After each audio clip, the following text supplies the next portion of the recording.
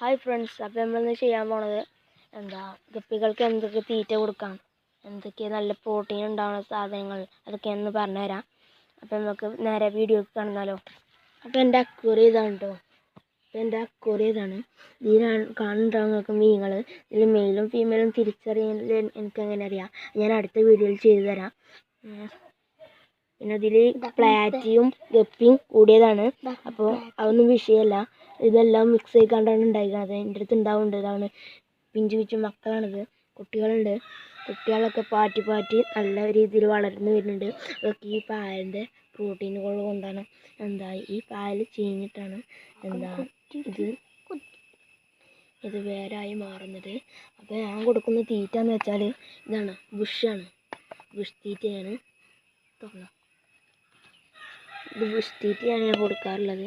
അപ്പോൾ കണ്ടില്ല, നല്ല കളർഫുള്ളുള്ള സാധനങ്ങളൊക്കെ എൻ്റെ അടുത്ത് ഉണ്ടായിട്ടുണ്ട്.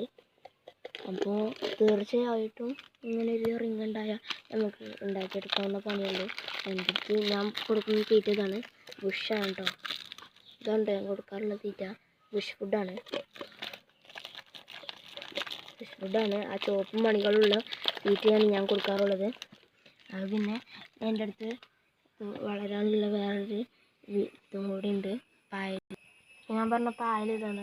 നിങ്ങൾക്ക് മഴത്തുള്ളി വീണാൽ ദോട്ടായി പോകുന്നത് കൊണ്ടാണ് ഞാനിത് ഇതിലേക്ക് മാറ്റി വെക്കും. കാരണം ഇത് കളർഫുള്ളായി നല്ലോണം ഉണ്ടായി വരുന്നുണ്ട്.